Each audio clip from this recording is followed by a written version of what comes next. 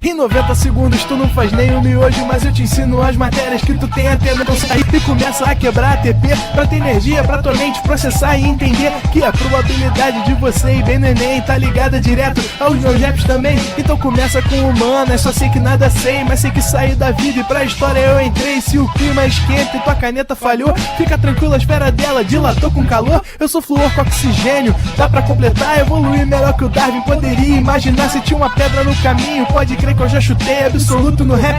Eu nasci pra ser rei, criei uma sociedade aos modelos de Durkheim. O mecanismo dela própria é que diz pra onde vai a inspiração. Thomas Edison dizia: é 1% e o restante o trabalho que faz. Então senta o rabo aí que eu vou te ensinar. Sometimes rap is the best way to learn, rapá. Eu não compreendo, pero não puedo hacer. É só estudar e ouvir as dicas que eu dou pra você. Confere suas respostas e faz tudo com calma. Manda bem na redação, faz do fundo da alma. Esse é o tópico frasal, ainda tem argumentação. E a resposta pra você eu deixei na conclusão. Se tá nervoso, se acalma pra mandar bem. E se liga nos vídeos que eu te preparo pro Enem.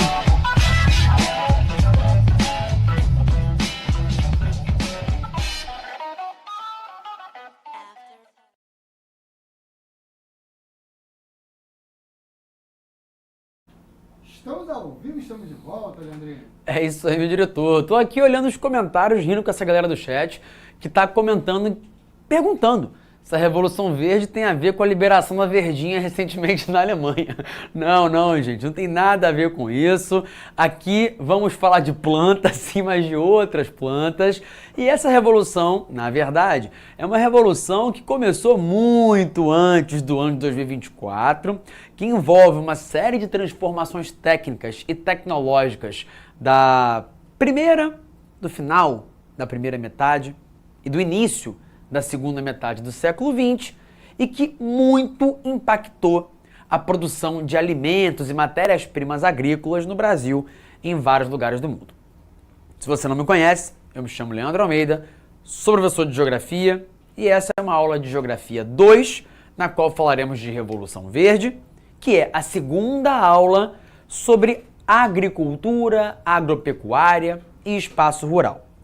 Na semana passada, infelizmente numa aula gravada, por conta de força maior, de um feriado, a gente falou sobre sistemas agrícolas, mas eu fiz questão de, antes de começar a falar sobre o espaço rural, apontar alguns elementos importantes relacionados à população brasileira. Você lembra? Eu me esforcei para trazer ali dados super recentes, recém-liberados pelo IBGE, sobre distribuição demográfica, a pirâmide etária mais recente do Brasil. Gente, professor de geografia, quando pega dado novo do censo, recém-liberado, fica igual pinto no lixo, feliz pra caramba ali, procurando as correlações, entendendo causa e efeito, e eu precisei compartilhar isso com vocês. Vanessa Kelly falou, me acusando de algo injusto. Arroz, você adora folga. E quem não gosta de folga? Só que fique claro, não é propriamente uma folga, né? Porque eu vim pra cá pra gravar essa aula em um outro momento. A gente, quando tem feriado, trabalha do mesmo jeito, só que em outro momento. Beleza? Vamos que vamos, gente! Boa noite pra quem tá aí no chat da plataforma, pro Ângelo, pra Bruna. O Ângelo disse que eu tô 25 segundos mais novo. Claro, porque eu cortei o cabelo, né? Fiz a barba, isso me colocou talvez 44 segundos mais jovem do que eu estava anteriormente. Olha só, dá o teu print aí. No resumão sobre população que eu apresentei na semana passada. E agora sim, vamos para o sumário, para o índice da nossa aula de hoje. Eu vou dividi-la em 4 pedaços, tá? São 4 bloquinhos. Num deles, vou falar sobre a Revolução Verde e como é que ela modernizou a agricultura de vários lugares do mundo. Não totalmente, mas em parte. Depois, vou te falar sobre como é que a produção de alimentos e a fome se correlacionam. Parece óbvio, mas tem muitas coisas importantes e não tão óbvias assim relacionadas. Vou falar sobre o comércio de alimentos, sobre o protecionismo na agricultura e gastaremos alguns bons slides falando sobre orgânicos e principalmente sobre transgênicos, tá certo?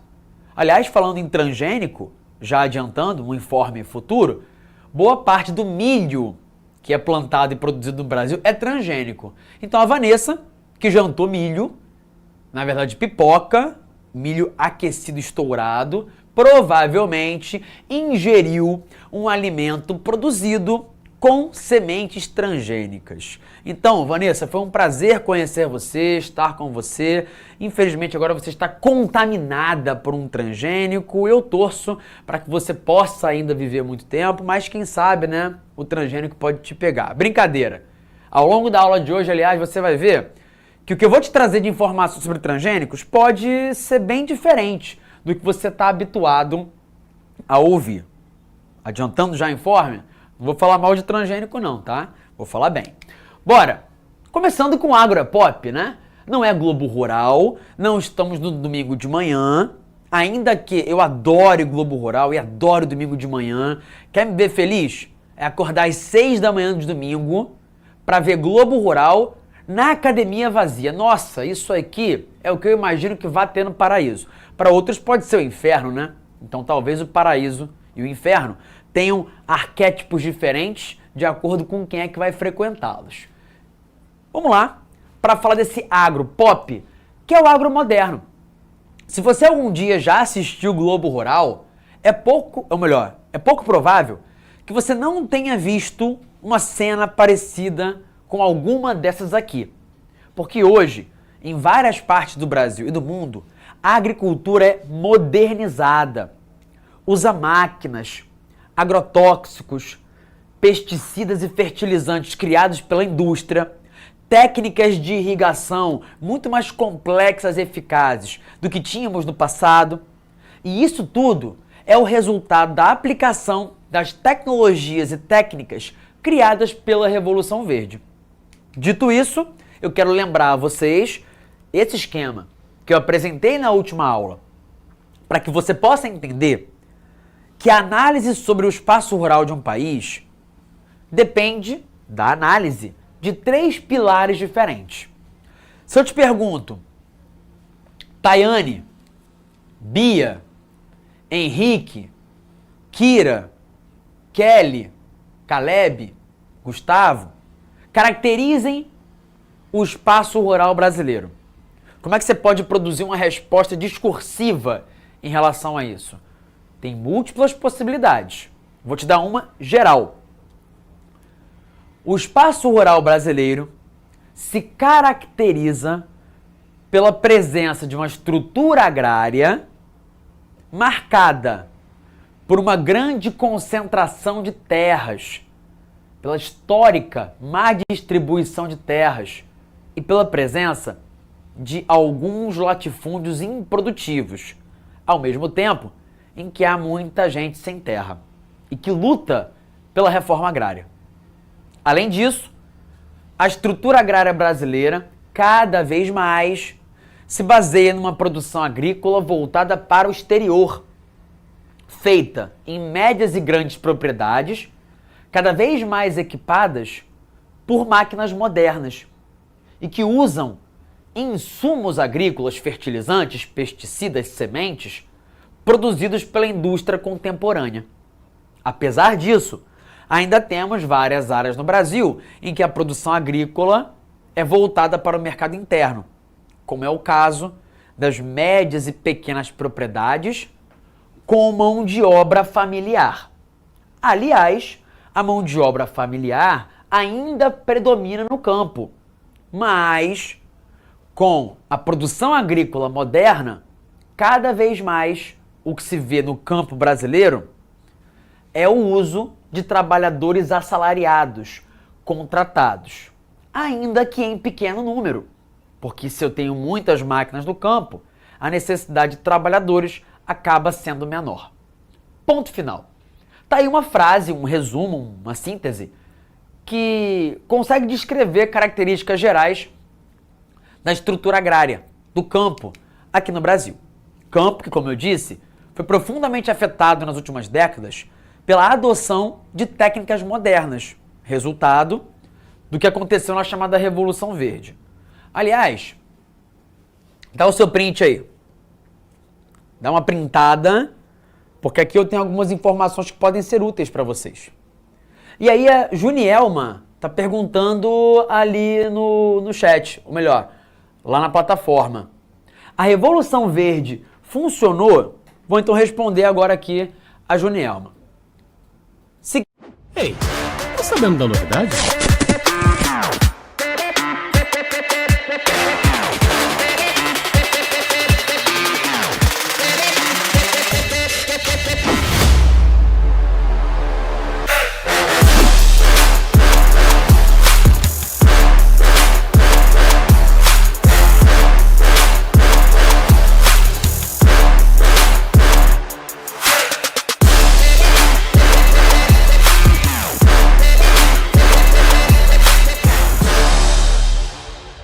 Adquira agora as apostilas impressas e garanta sua aprovação no Enem 2024.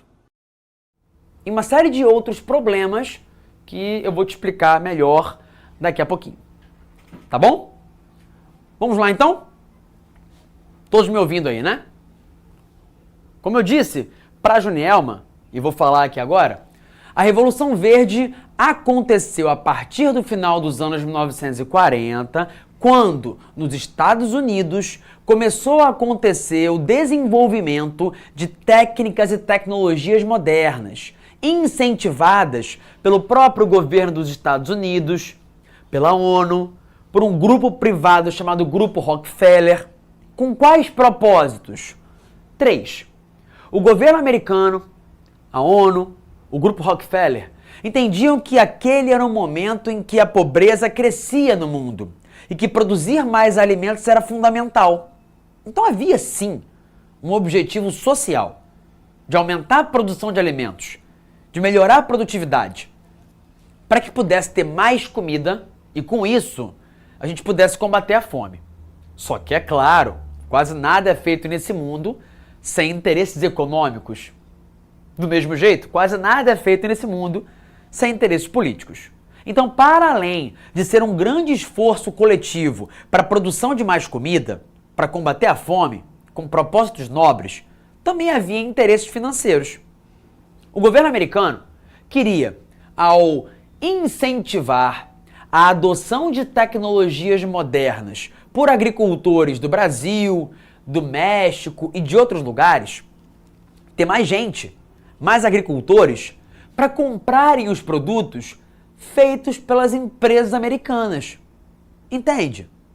Se o governo americano conseguisse convencer os países da América Latina de que produzir com máquinas era melhor, a empresa americana que fabrica máquinas, tratores, ia vender mais.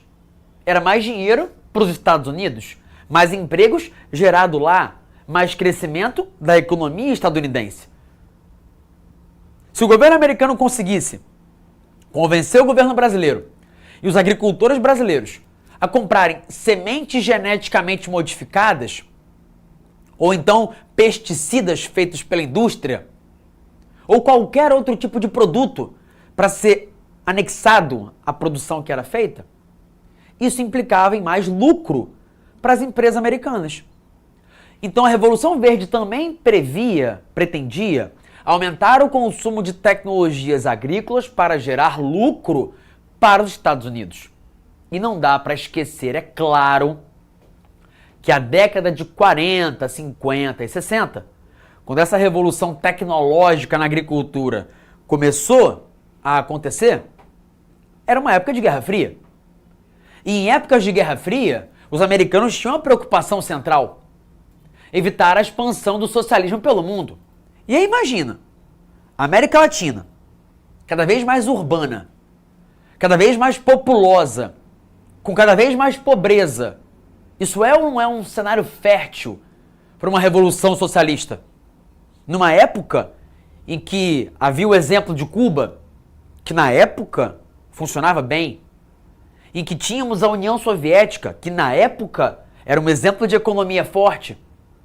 Os americanos, então, do governo, tinham muito medo de que o crescimento da fome na América Latina pudesse gerar uma convulsão social, revoluções que derrubassem os governos e fizessem com que acontecesse uma instauração de governos socialistas, o que, claro, aumentaria a influência da União Soviética numa área, a América Latina, que para os Estados Unidos é o seu quintal. Ou seja, controlar a fome e as revoltas sociais também era um propósito da Revolução Verde, uma vez que, num cenário de agravamento da fome, costuma haver muito mais possibilidade de revoluções. Para ver revoluções na história. Em geral, quando o povo vai para as ruas e faz revolução, é porque não tem muito a perder. Isso inclui episódios de fome extrema. Ok? Então, em síntese, a Revolução Verde nada mais é do que aquilo que aconteceu na metade do século XX com o desenvolvimento de tecnologias para a agricultura. Com isso, houve uma modernização parcial da agricultura em vários lugares. Nos Estados Unidos, na América Latina, em vários lugares do mundo. Com a implementação de equipamentos e tecnologias modernas. Os propósitos da Revolução Verde eram o de aumentar a produção. Como? E isso vai aparecer em perguntas para você. Usando sementes adaptadas a climas secos ou a climas muito frios. Criando técnicas para poder melhorar o potencial do solo. Fertilizando esse solo. Corrigindo a acidez dele. E usando máquina. Muita máquina. Para plantar, para arar o solo, para colher. Máquinas caríssimas. Você olha para uma máquina dessa aqui, ó, isso custa $1 milhão.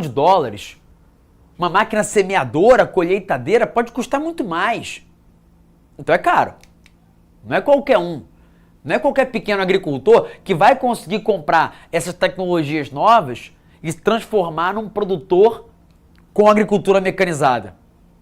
É por isso, e atenção ao que eu vou te falar agora, que a implementação das tecnologias criadas pela Revolução Verde acabou acontecendo quase que exclusivamente, pelo menos no começo, nas médias e grandes propriedades. Porque se eu tenho um terreno maior, eu posso usar a máquina numa área muito maior, aí compensa. E se eu tenho um terreno maior, em geral eu tenho mais grana.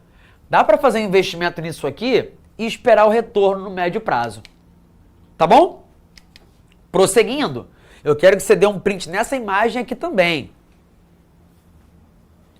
Nela, eu tenho as consequências positivas e negativas da Revolução Verde.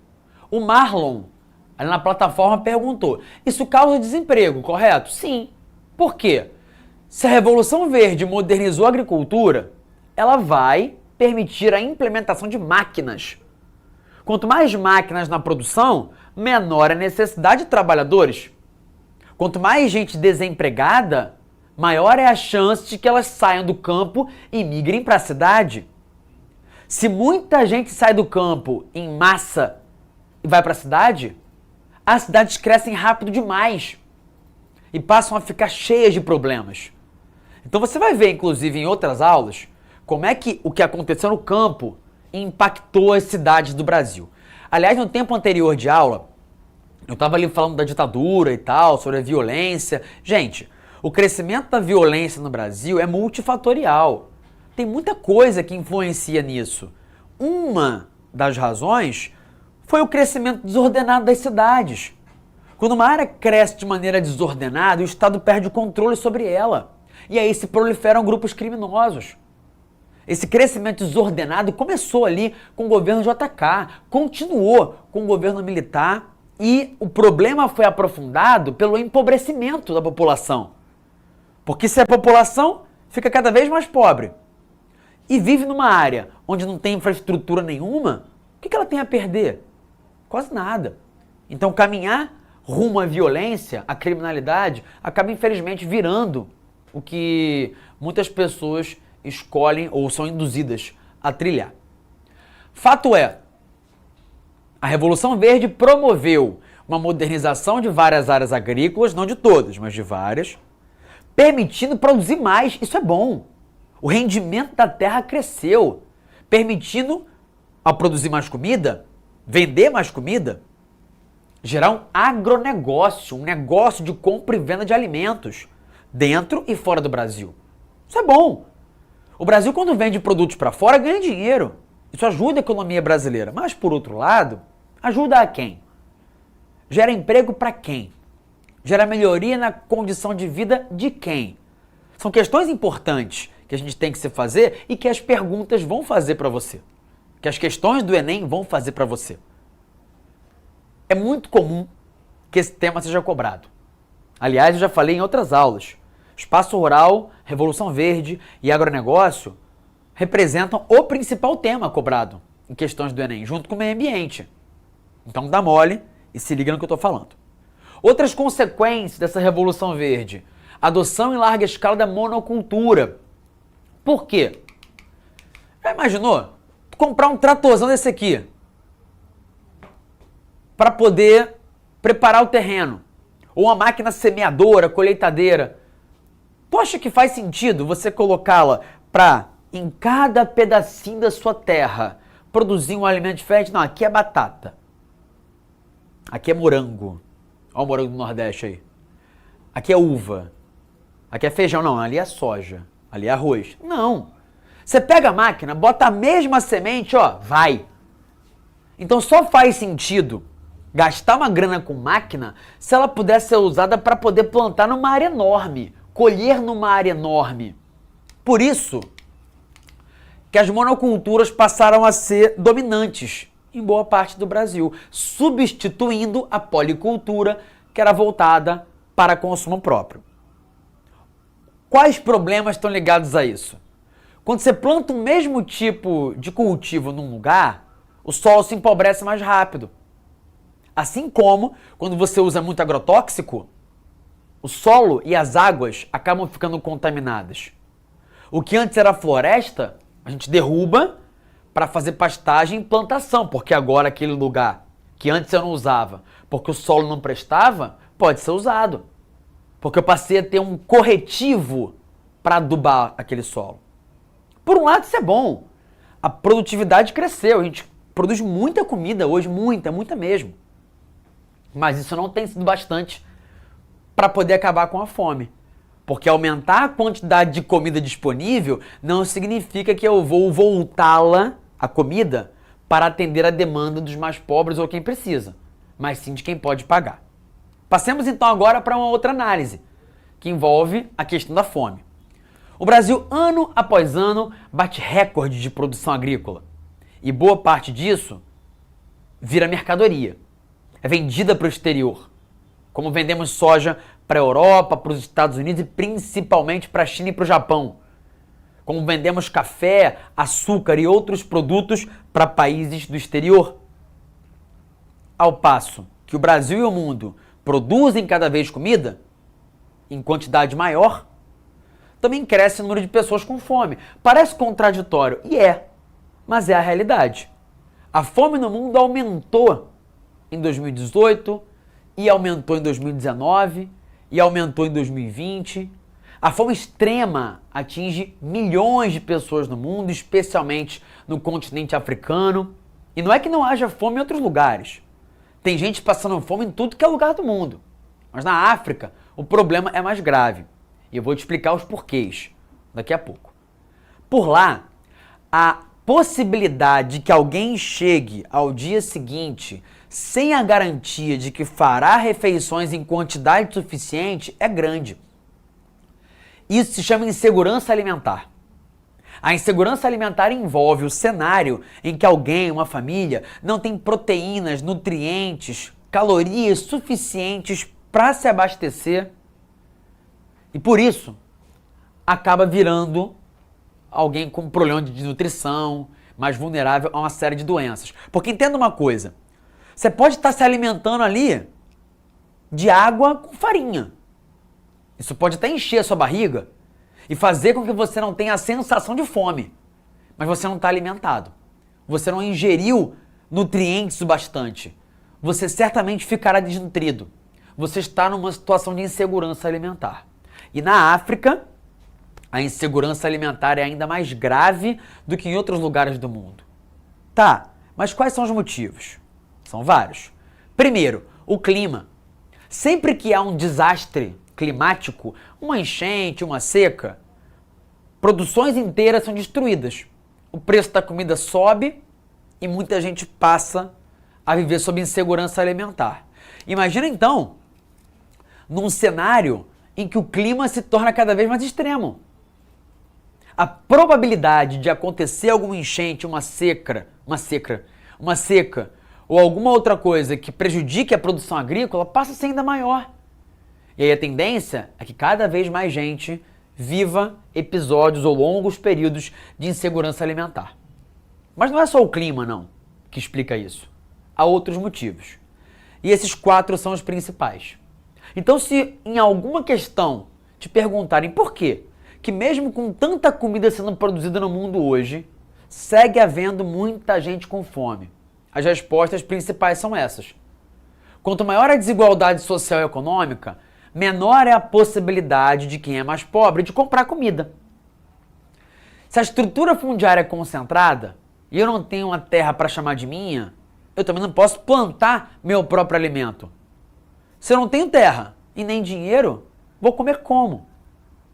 E se o meu país produz alimentos pensando em exportá-los, como é o caso da agricultura de plantation, aumenta a minha chance de não ter comida para consumir. Porque se tudo que eu produzo vai para fora, o que sobra aqui dentro é quase nada, e aí o preço dessa comida que sobra aqui, que é pouca, vai acabar disparando. Além disso, claro, também há outros motivos que envolvem questões políticas, ambientais, mas fato é que muita gente no mundo vive sob condições de fome e ou de insegurança alimentar. O Brasil, em 2014, felizmente saiu do mapa da fome, o que significa que menos de 5% da população brasileira vivia sob condições de fome. Não é que tenham acabado todos os famintos, mas o percentual se tornou muito baixo. Isso em 2014. Só que de lá para cá, muita coisa piorou. Esse é um dado de 2023, que fala que a fome no Brasil piorou em 2021, 2020, 2022. Esse é um dado da FAO, que fala que a pandemia e um cenário de precarização econômica no Brasil fizeram com que a fome aumentasse. Não foi só aqui, foi em outros lugares do mundo também. Mas isso mostra que, infelizmente, não dá para acabar com a fome e achar que ela não voltará. Porque a depender da sua safra, a depender de um desastre climático, da condução de um governo, da situação econômica, infelizmente, esse cenário de fome, que está muito atrelado à pobreza, desigualdade e desemprego, pode voltar a crescer. Tanto é que aqui, em 2021, o Brasil havia voltado para essa situação de estar no mapa da fome. Tá bom? Dá um print nisso aqui. Porque eu tenho, de maneira mais detalhada, as causas dessa insegurança alimentar. Se a distribuição de terras é ruim, você não tem como plantar o próprio alimento. Se a renda também é baixa, você não consegue comprar. Quando há conflitos, você pode ser expulso da sua casa, da sua terra. E aí como é que você vive? Com que dinheiro você vive?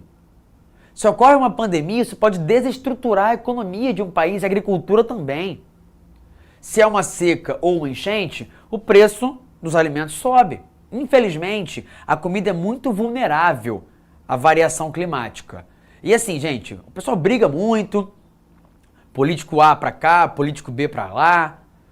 Exemplos. O Brasil, há alguns anos, tem vivido com um problema de aumento do preço da comida, que não tem exatamente a ver com o governo A ou B, mas muito mais com o contexto de pandemia, com a ocorrência de secas, com a ocorrência de fenômenos como El Niño, Laninha. Ano passado, o preço da comida caiu bastante, o que não tem também a ver com o governo que chegou ao poder.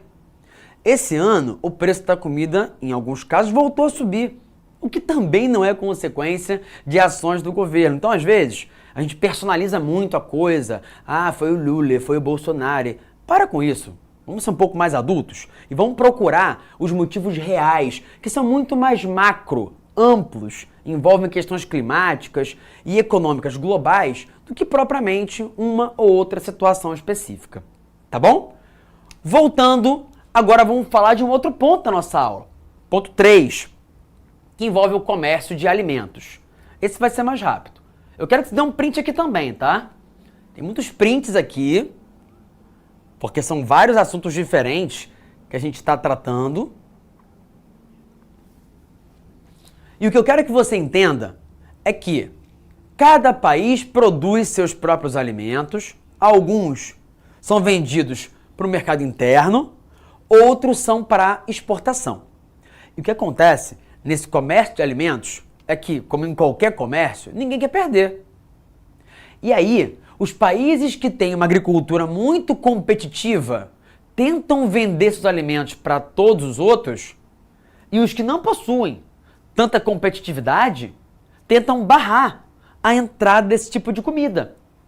Vou te dar um exemplo aqui, ó.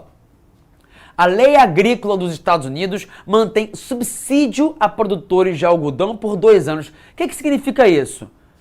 Que o governo americano está dando dinheiro para os produtores de algodão, para que eles comprem máquina, para que eles comprem pesticida, fertilizante. Está ajudando os agricultores a produzir.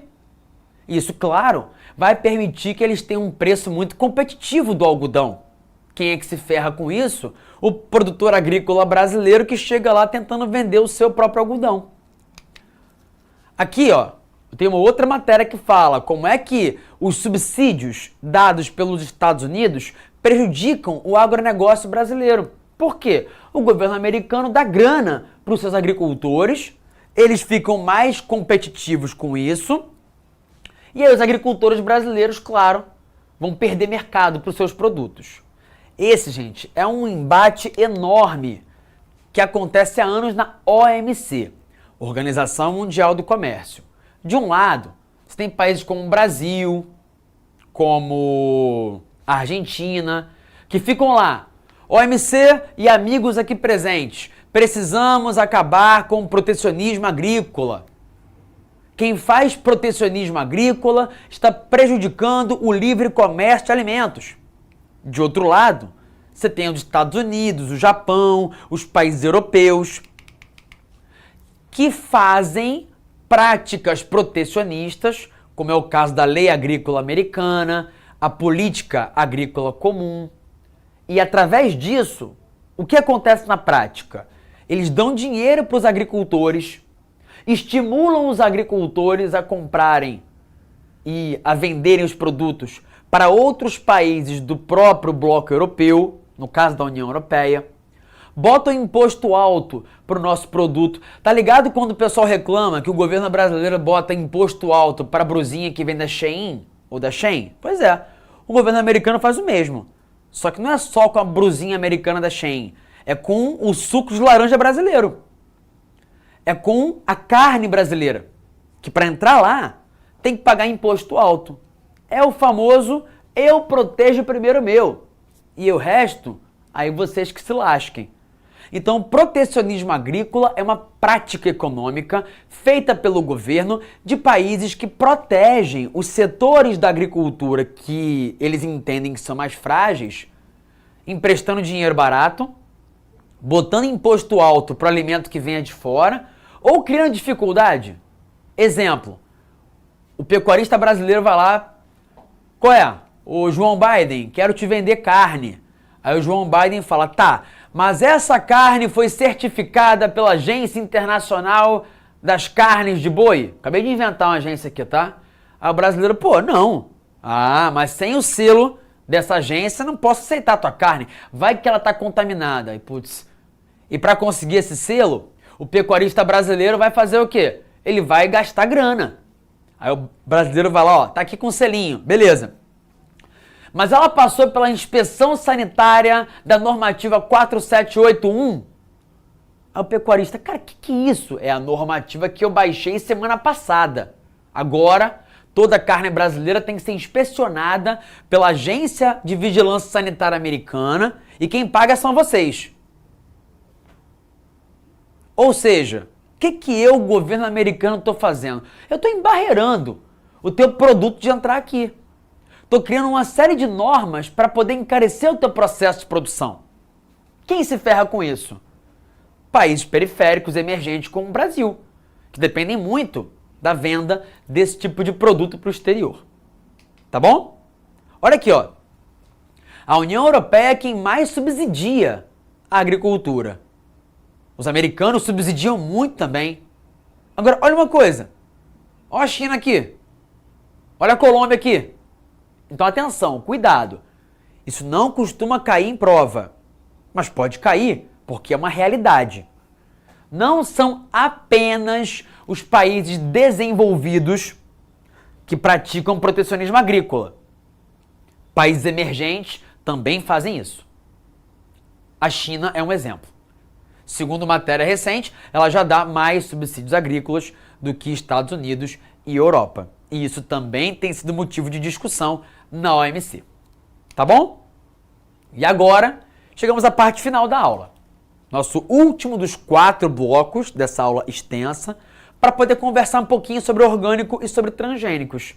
Deve ter visto já, né? Alguma vez em algum alimento, esse ou esse selo.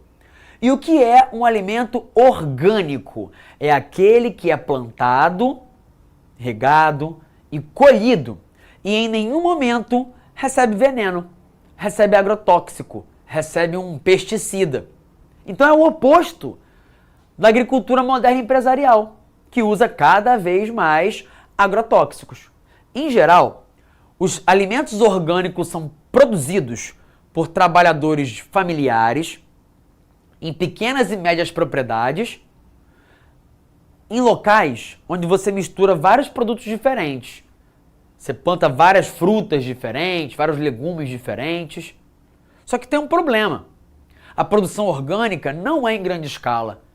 Porque se você não bota agrotóxico, se você não bota veneno, as pragas vão chegar e vai te dar muito trabalho tentar tirar as pragas dali.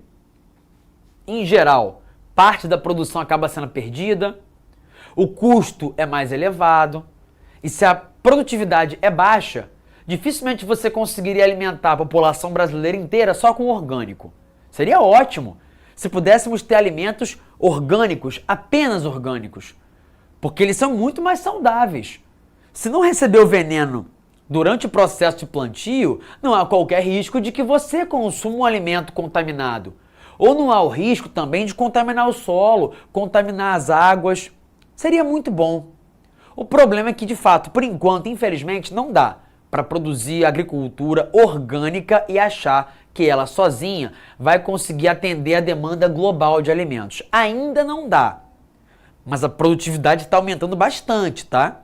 A gente torce para que no futuro possamos ter cada vez mais agroecologia, que é aquela forma de produção que eu comentei no final da última aula, que inclui a produção de alimentos orgânicos em pequena escala, em pequenas e médias propriedades, com mão de obra familiar, o que a princípio não rende muito, mas a longo prazo pode gerar bons resultados. Por quê? Porque na agroecologia, apesar de você não usar agrotóxicos, você pode usar outras estratégias, como adubação verde, manejar bem o solo, fazer rotação de culturas para preservar a fertilidade, colocar adubo orgânico. E detalhe, não pode semente transgênica. Tá, mas o que é isso? Vou te falar já. Antes, eu quero só fazer essa distinção aqui.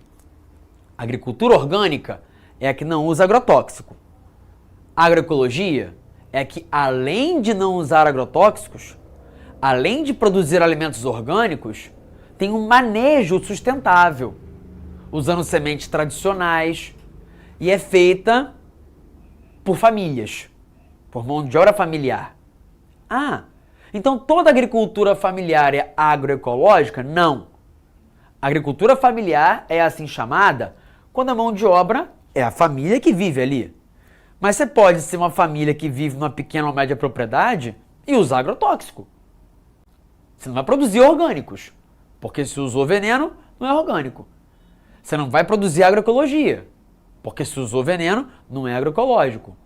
Mas se é a família que trabalha, continua sendo agricultura familiar, tá bom? Então toda agricultura agroecológica é orgânica e familiar, mas nem toda agricultura orgânica é agroecológica e nem toda agricultura familiar é agroecológica. Entendido? Agora, depois de mostrar a vocês aqui esse gráfico que aponta algo preocupante, que é o aumento do uso de agrotóxicos aqui no Brasil, eu quero fechar a aula falando um pouquinho sobre os transgênicos. Dá um print em 8 informações que vão te ajudar depois a entender a história dos transgênicos, como é que eles funcionam, quando é que eles chegaram no Brasil. Tá aqui, ó, tudo sintetizado. Os primeiros organismos geneticamente modificados foram criados nos anos 70, quando houve a criação de uma técnica que você talvez aprenda em biologia, que é do DNA recombinante. Qual é a mágica, digamos assim? Você pega partes diferentes do DNA, isoladas, e junta, transferindo de uma espécie a outra. O que se consegue fazer com isso? Criar tabaco resistente a antibióticos. Foi a partir disso que se produziu insulina. Gente, para os diabéticos, se não fosse a transgenia, a vida seria muito mais difícil. Então não vamos de cara a falar, o transgênico tem que acabar. Pera lá, vamos entender do que se trata. É uma tecnologia que envolve uma prática de combinar diferentes partes de DNA isolados na natureza com o propósito de criar algo novo. Talvez um tomate mais resistente à chuva, ou então um produto que seja mais resistente à seca. Aqui no Brasil, a gente começou a produzir transgênicos com o uso de grãos de soja em 98 e hoje a gente já produz muita soja mesmo. Na prática, a verdade é que não há qualquer consenso sobre se faz mal à saúde. Nos anos 80, o pessoal ficava, olha, isso pode ser perigoso, pode dar câncer, pode fazer mal à saúde, é algo novo e fazia sentido ter essa preocupação ali, nos anos 80. Mas, gente, estamos em 2024 e até agora não houve consenso científico sobre se transgênicos fazem mal ou não. E associações relevantes como a Médica Americana, a Academia Nacional de Ciências, a Associação Americana para o Avanço da Ciência, OMS, publicaram estudos dizendo que não. Como eu confio na ciência, eu sei que há um aquecimento global em curso. Eu sei que vacinas não transformam você em uma antena de 5G. Assim como o que a ciência diz até agora é que transgênicos não fazem mal à saúde. O que não quer dizer que não haja problema envolvendo os transgênicos. Isso não tem a ver com questões nutricionais, mas sim com a questão econômica. Sabe por quê? Porque sementes transgênicas são feitas por poucas empresas que patenteiam esse tipo de produto e cobram caro por ele. Então, a empresa que patenteou a semente é a mesma que faz o veneno que você usa para aquela semente crescer, que faz o fertilizante que você tem que usar